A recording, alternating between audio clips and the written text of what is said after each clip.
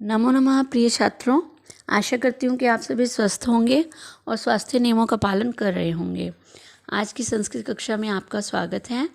पिछली कक्षा में हमने पाठ 8 चतुर्थी विभक्ति संप्रदान कारक किया था। आज हम पाठ 8 का अभ्यास करेंगे। उससे पूर्व हम चतुर्थी विभक्ति के संज्ञा और सर्वनाम रूपों को समझेंगे, जिससे अभ्यास कार्य करने में सरलता होगी। चतुर्थी विभक्ति के संज्ञा रूपों को देखते हैं पहले हम।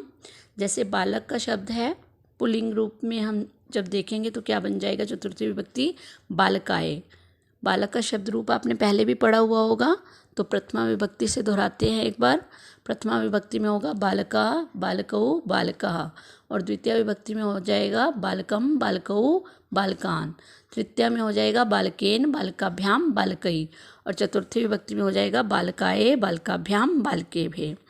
ऐसे ही जब हम स्त्रीलिंग रूप देखते हैं तो उसमें आप लोगों ने लता का शब्द रूप किया हुआ होगा, तो लता का प्रथमा रूप दोहराते हैं लता, लते, लता। द्वितीय विभक्ति में लताम, लते, लता। उसके बाद लतया, लताभ्याम, लताभि, और चतुर्थी विभक्ति रूप होता है लतायै, लताभ्याम, लताभ्ये। ऐसे ही चतुर्थी विभक्ति जब हम करेंगे तो क्या हो जाएगा, शिक्षिका का शब्द रूप है तो शिक्षिकायै, शिक्षिकाभ्याम, शिक्षिकाभ्ये। ऐसे ही नपुंसकलिंग रूप में मित्र का शब्द रूप देखिए, चतुर्थी विभक्ति बन जाएगी मित्राय, मित्राभ्याम, मित्रेभ्ये। पुल्लिंग शब्द रूपों की तरह ही होते हैं नपुंसकलिंग, केवल जो है प्रथमा और द्वितीय विभक्ति में अंतर रहता है। जैसे मित्र का क्या हो जाएगा, प्रथमा विभक्ति और द्वितीय मित्रम, मित्रे, मित्राणि, मित्रम, मित्रे, मित्राणि। ऐसे ही जब हम इसका तृतीय विभक्ति रूप करेंगे तो हो जाएगा मित्रेण, मित्राभ्याम, मित्रे, और जब हम इसका चतुर्थी रूप करेंगे तो हो जाएगा मित्राय, मित्राभ्याम, मित्रेभ्ये। अब सर्वनाम रूप देखिए, पुल्लिंग और नपुंसकलिंग रूपों में देखेंगे पहले हम, क्योंकि मैंने अभी बताया कि लगभग मिलते जुलते होते हैं। पहले प्रथमा और द्वितीय विभक्ति जो है उसमें अंतर होता है, बाकी सारा सेम ही रहेगा। एतत्, एतत् का अर्थ होता है यह। एतत् का जब हम पुल्लिंग शब्द है, इसका जब हम करेंगे तो क्या हो जाएगा, इसकी जब हम प्रथमा विभक्ति करेंगे इसका हो जाएगा एषा, एतौ, एते, और द्वितीय में हो जाएगा एतम, एतौ, एतान, और तृतीय में एतेन, एताभ्याम, एतई। ऐसे जब हम इसका चतुर्थी विभक्ति रूप करेंगे तो हो जाएगा एतस्मै, एताभ्याम, एतेभ्ये। फिर है आपका तत्, तत् का अर्थ होता है वह। तत् का जब हम पुल्लिंग रूप करेंगे तो क्या हो जाएगा, स, तौ, ते, तम, तौ, तान, तेन, ताभ्याम, तई, और चतुर्थी विभक्ति रूप हो जाएगा तस्मै, ताभ्याम, तेभ्ये। इसमें अगला आता है किम। किम का जब हम चतुर्थी विभक्ति रूप करते हैं उससे पूर्व पहले प्रथमा, द्वितीय और तृतीय में देखिए क्या रहेगा। किम का अर्थ होता है क्या या कौन। क, कौ, के, कम, कौ, कान, केन, काभ्याम, कई। उसके बाद चतुर्थी विभक्ति रूप हो जाएगा कस्मै, काभ्याम, केभ्ये। ऐसे स्त्रीलिंग रूपों को देखेंगे, जैसे हमने एतत् का पुल्लिंग शब्द रूप किया, अब ऐसे ही हम इसके स्त्रीलिंग रूपों में चतुर्थी विभक्ति रूप देखेंगे। उससे पूर्व हम जो है इसकी प्रथमा, द्वितीय और तृतीय जो है विभक्तियों को दोहराएंगे तो क्या हो जाएगी। एतत् का स्त्रीलिंग जब हम करते हैं, एषा, एते, एता प्रथमा विभक्ति, द्वितीय में हो जाएगा एताम, एते, एता, और तृतीय में हो जाएगा एतया, एताभ्याम, एताभि, और चतुर्थी विभक्ति हो जाएगी एतस्यै, एताभ्याम, एताभ्ये। और फिर है तत्, तत् का अर्थ होता है वह। इसमें क्या हो जाएगा, तस्यै, इसकी चतुर्थी विभक्ति एक वचन रूप, द्विवचन में हो जाएगा ताभ्याम, और इसका जो बहुवचन रूप हो जाएगा वो हो जाएगा ताभ्ये। इसको भी एक बार प्रथमा द्वितीय से प्रारंभ करते हैं। प्रथमा विभक्ति हो जाएगी सा, ते, ता, और द्वितीय विभक्ति में हो जाएगा ताम, ते, ता, और तृतीय विभक्ति हो जाएगी तया, ताभ्याम, तई, और चतुर्थी विभक्ति तस्यै, ताभ्याम, ताभ्ये। ऐसे ही किम का हो जाएगा, किम का कस्यै, काभ्याम, काभ्ये। ये जो अभी हमने पढ़ा है चतुर्थी विभक्ति के संज्ञा और सर्वनाम रूप, ये आपकी पुस्तक में पेज संख्या 29 पर दिए गए हैं। इनको आपने, वैसे मैं वर्कशीट में भी भेजूंगी, इनको आपने अपनी कॉपी में नहीं लिखना है, इनको केवल आपने याद करना है ताकि आपको अभ्यास कार्य में सरलता रहे। और वैसे भी शब्द रूप भी जब हम करते हैं तो ये शब्द रूप आगे संस्कृत में अनुवाद कार्य में भी हमारी सहायता करते हैं। तो आइए अब हम चतुर्थी विभक्ति पाठ 8 संप्रदान कारक के अभ्यास कार्य को करते हैं। प्रश्न संख्या 1 है, संस्कृत में उत्तर दें। पहला क पाठ है, क प्रकाशम ददाति। ये पुल्लिंग एकवचन है तो उत्तर भी पुल्लिंग एकवचन में ही आएगा कि कौन प्रकाश देता है। उत्तर में आएगा सूर्यः प्रकाशम ददाति। हमने पाठ का जब अनुवाद किया था तो सारे प्रश्न लगभग उसी में से ही हैं, तो आप आसानी से जो है इनका उत्तर जो है दे पाएंगे। क प्रकाशम ददाति, और आसानी से आपको समझ में भी आएगा। क प्रकाशम ददाति हमने पाठ पढ़ चुके हैं कि सूर्य सकले बे ग्रह बे, जो है सूर्य जो है सभी ग्रहों के लिए जो है क्या देता है, प्रकाश देता है। क प्रकाशम ददाति, सूर्य प्रकाशम ददाति। क के स्थान पर क्या आ जाएगा, सूर्य। और पूरा सेंटेंस में आपने लिखना है सूर्य प्रकाशम ददाति, के सूर्य प्रकाश देता है। वृक्षः केभ्यः फलम यच्छन्ति। वृक्ष जो है किसको फल देते हैं। देने के अर्थ में हमने कहा था कि जो है चतुर्थी विभक्ति प्रयुक्त होती है, तो वृक्षः और देने के अर्थ में को विभक्ति चिन्ह का प्रयोग किया जाता है। वृक्षः सकलेभ्यः फलम यच्छन्ति, कि वृक्ष यानी कि पेड़ जो है सभी को क्या देते हैं, फल देते हैं। केभ्य मतलब किसको फल देते हैं, सकलेभ्य मतलब सभी को फल देते हैं। प्रश्न संख्या 1 का ग पाठ देखिए। शिक्षिका केभ्य विद्याम ददाति। शिक्षक किसको विद्या देते हैं, तो शिक्षिका छात्रेभ्य विद्याम ददाति। शिक्षक जो है छात्रों को विद्या देते हैं। शिक्षक केभ्य, शिक्षक एक वचन है, इसमें जो है हमारा जो क्रियापद है वो भी एक वचन में है, तो क्या हो जाएगा, शिक्षक यानी कि मेल टीचर। शिक्षिका केभ्य विद्याम ददाति, कि शिक्षक किसको जो है विद्या देता है। शिक्षिका छात्रेभ्य विद्याम ददाति, शिक्षक छात्रों को विद्या देता है। घ पाठ है, सैनिकः कस्मै स्वजीवनम ददति, कि सैनिक जो है किसको जो है अपना जीवन देते हैं, तो उत्तर में आ जाएगा सैनिकः देशाय स्वजीवनम ददाति, कि सैनिक जो है कस्मै का अर्थ अभी हमने किया था ना चतुर्थी विभक्ति, जब हम कह रहे थे कि इफ टेबल को आपने अच्छे से लर्न करना है, तो ये देखिए अगर आप इसको अच्छे से लर्न करेंगे तो आपको क्लियर स्पष्ट होगा कि चतुर्थी विभक्ति एक वचन रूप है, और उसके स्थान पर हम देश शब्द जो है हमारा वो पुल्लिंग है, और उसकी चतुर्थी विभक्ति देश की क्या हो जाएगी, देशाय। सैनिका देशाय स्वजीवनम ददाति, कि सैनिक जो है देश को अपना जीवन देते हैं। दानेन किम शुद्धम भवति, दानेन चित्तम शुद्धम भवति, कि दान देने से चित्त यानी कि मन जो है वो शुद्धम मतलब पवित्र, भवति मतलब होता है। किम की जगह के उत्तर में क्या आ जाएगा, चित्तम।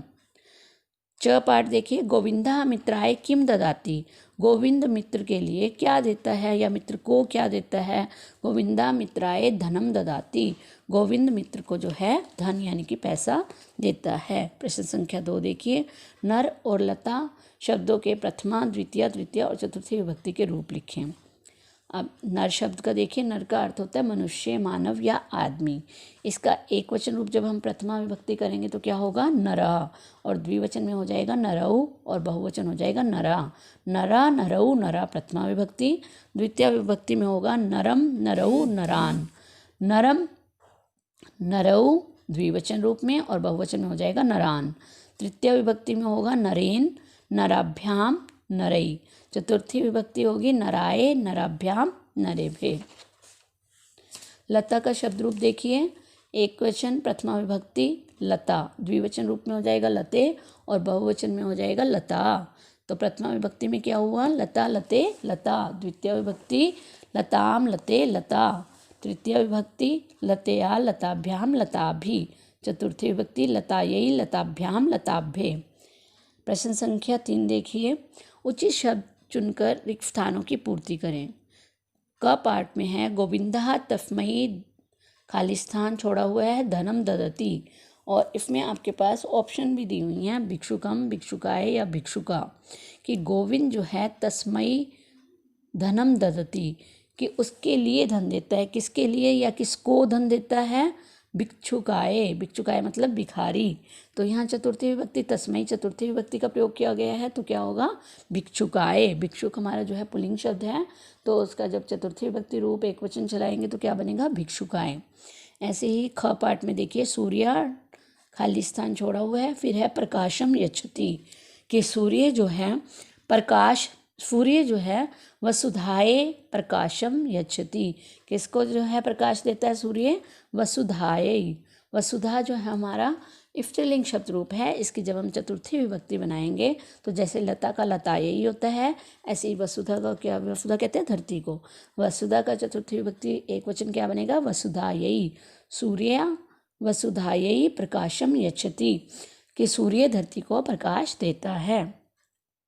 माता बालकाए मिष्ठानम डैश, इसमें जो है क्रियापद पूछा गया है कि माता, आप देखिए कर्ता जो है एक वचन है, तो हमारी जो क्रियापद है वो भी एक वचन रूप में आएगा। तो माता बालकाए मिष्ठानम यच्छति, इसमें चतुर्थी विभक्ति का रूप जो है ऑलरेडी दिया हुआ है, इसमें हमने क्रियापद बताना है कि माता बालक को मिष्ठानम कहते हैं मिठाई को, कि मिठाई यच्छति देती है।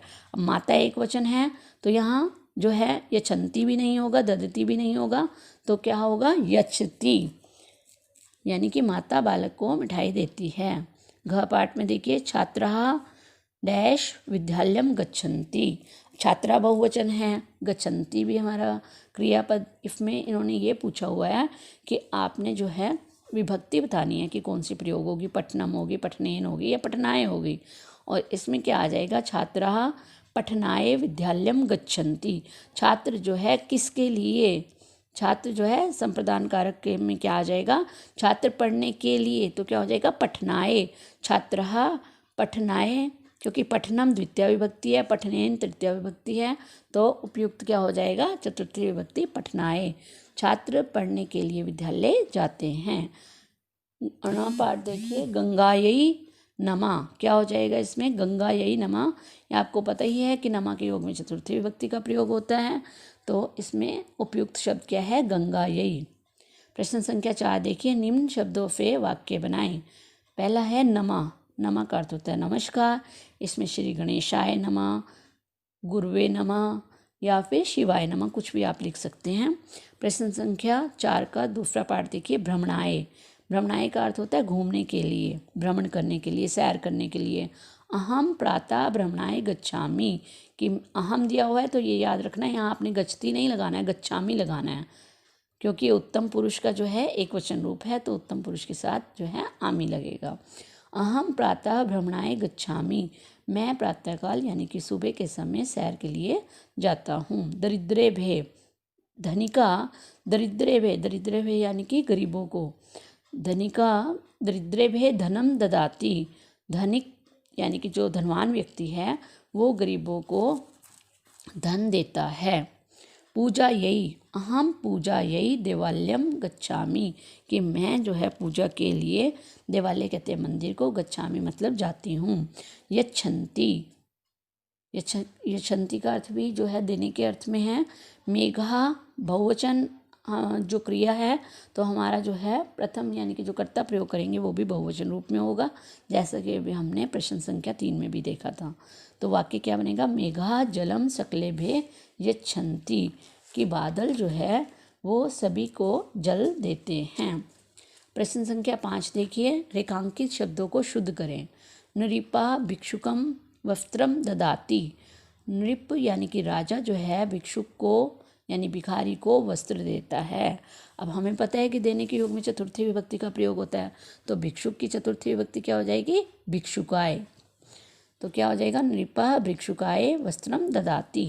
त्वं तस्मै मित्रम जलम नयसि, त्वं तस्मै मित्रम द्वितीय विभक्ति है, तो यहाँ क्या हो जाएगा? मित्राय, कि तुम उसके लिए जो है जल लाते हो।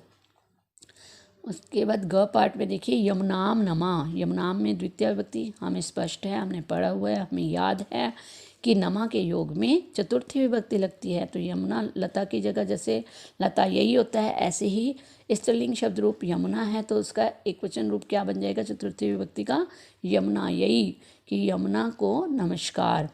यशोदा श्री कृष्णम दुग्धम यच्छति, तो यशोदा जो है श्री कृष्ण को दूध देती है।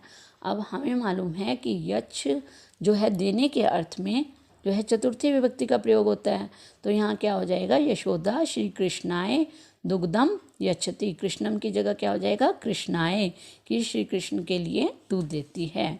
वयम पूजाम मोदकानि आनयामः, कि हम सब जो है पूजा के लिए मोदक यानी कि लड्डू आनयामः मतलब लाते हैं। तो यहाँ क्या हो जाएगा, पूजाम की जगह पूजा जो है हमारा स्त्रीलिंग शब्द है और इफ में द्वितीय विभक्ति एक वचन रूप का प्रयोग किया गया है और इफ में हमने चतुर्थी विभक्ति का प्रयोग करेंगे तो क्या बन जाएगा, वयम पूजायै मोदकानि आनयामः। पूजाम की जगह चतुर्थी विभक्ति पूजा की क्या हो जाएगी, लता की तरह पूजायै, जैसे लता यही होता है चतुर्थी एक वचन, तो पूजा का क्या हो जाएगा, पूजायै। 6 पाठ में देखिए, धरा सकलेभे अन्नम ददति, कि धरा वही धरती को कहते हैं कि सभी को जो है अन्न यानी कि अनाज देती है। तो इसका क्या हो जाएगा, धरा सकलेभे अन्नम। यहाँ धरा एक वचन रूप है और यहाँ बिल्कुल भी आप लोगों ने जो है कंफ्यूज नहीं होना है। इसमें जो एक वचन रूप होता है वो ददती नहीं होता है, ददाती होता है। तो धरा के साथ ददती नहीं होगा, क्या हो जाएगा, ददाती। प्रश्न संख्या 6 देखिए, असंबद्ध शब्दों को पहचानें और उनके अर्थ लिखो और उसमें मतलब कारण भी बताना है कि ये असंबंधित क्यों है। तो क पाठ में देखिए, बालकाय दिया हुआ है, पृष्ठमेन दिया हुआ है, जानाए दिया हुआ है। हमें बहुत ही सरलता से स्पष्ट हो रहा है कि बालकाय और जानाए ये दोनों शब्द जो है हमारे चतुर्थी विभक्ति के हैं, लेकिन जो पृष्ठमेन शब्द है वो हमारा तृतीय विभक्ति का है। तो असंबंधित हमने आसानी से खोज लिया ना शब्द, पृष्ठमेन इसका अर्थ होता है परिश्रम से और केवल परिश्रम शब्द ही है जिसमें तृतीय विभक्ति का प्रयोग हुआ है। ख पाठ देखिए, हस्तेन जानेन, इसमें भी बहुत स्पष्ट है कि हस्तेन और जानेन ये दोनों जो हैं हमारी तृतीय विभक्ति के शब्द रूप हैं, जबकि पूज्या हमारा जो है वो स्त्रीलिंग का रूप है और पूज्या का अर्थ होता है पूजा से। केवल पूजा शब्द जो है वो आकारांत स्त्रीलिंग है। हस्त और जान शब्द जो हैं वो दोनों हमारे जो है स्त्रीलिंग शब्द रूपों में नहीं आते हैं। फिर है विद्यायै बालकाय पूजायै। अब इसमें विद्यायै बालकाय और पूजायै, अब इसमें विद्यायै और पूजायै दोनों ही जो है हमारे स्त्रीलिंग शब्द हैं, लेकिन बालक का चतुर्थी विभक्ति रूप बालकाय प्रयोग किया गया है और ये अकारांत पुल्लिंग शब्द है, इसलिए यह असंबंधित है। तो बालकाय का अर्थ होता है बालक को, केवल बालक शब्द अकारांत पुल्लिंग है। विद्या और पूजा जो है स्त्रीलिंग शब्द है। ग पाठ देखिए, दरिद्रेभ्य और मित्रेभ्य और दरिद्राय। यहाँ पर दरिद्राय शब्द जो है वो अलग है। दरिद्राय का अर्थ होता है गरीब को और यही एक शब्द है जिसमें चतुर्थी विभक्ति प्रयुक्त हुई है। बालकेन रामेन और वनम, वनम का अर्थ होता है वन को। अब बालकेन और रामेन स्पष्ट है हमें कि ये जो है हमारे द्वितीय विभक्ति के रूप जो है बालकेन और रामेन तृतीय विभक्ति रूप हैं। केवल वनम शब्द जो है वो द्वितीय विभक्ति में है। तो वनम का अर्थ है वन को, सिर्फ वन शब्द द्वितीय विभक्ति में है, बाकी दोनों तृतीय विभक्ति रूप हैं। 6 पाठ है, तेन तस्मयी तस्मयी। तो तेन का अर्थ होता है उससे, तो केवल तेन जो है वो तत् शब्द तृतीय एक वचन में है। तस्मयी और तस्मयी जो है इससे विपरीत हैं। प्रश्न संख्या 7 देखिए, संस्कृत में अनुवाद करें। माला किसे कपड़े दे रही है।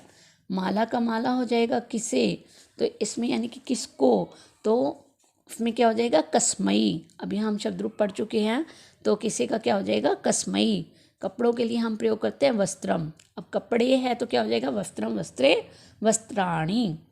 माला कस्मई वस्त्राणि ददाति। ख पाठ देखिए, अध्यापक उत्तम छात्रों को पुरस्कार देते हैं, तो क्या हो जाएगा, अध्यापका उत्तमेभ्ये छात्रेभ्ये पुरस्कारान यच्छन्ति। मैं वीणा के लिए पुस्तक ला रही हूँ। मैं के लिए अहम, वीणा के लिए वीणायै, पुस्तकम ला रही हूँ मतलब आनयामी। अहम है तो क्या हो जाएगा, आमी। मैं है अपने लिए प्रयुक्त कर रहे हैं उत्तम पुरुष एक वचन, तो क्रिया भी उसके अनुसार चलेगी। घ पाठ में शिष्य जान के लिए पढ़ते हैं। शिष्य पढ़ता है नहीं है, पढ़ते हैं बहुवचन, तो शिष्या शिष्यौ शिष्या। जान के लिए जानाए, पढ़ते हैं बहुवचन के साथ बहुवचन की क्रिया पठन्ति। शिष्या जानाए पठन्ति। न्याय पाठ देखिए, अध्यापकों को नमस्कार, अध्यापकेभ्ये नमः। ये जो भी अभ्यास कार्य हमने किया है आज, ये आपको वर्कशीट में दिया हुआ होगा। वर्कशीट 1 से लेकर के 3 तक, वर्कशीट 1 से लेकर के 4 तक जो है आपने अपनी उत्तर पुस्तिका यानी कि फेयर नोटबुक में लिखना है। और 1 पेज शब्द रूप का दिया हुआ होगा, वो आप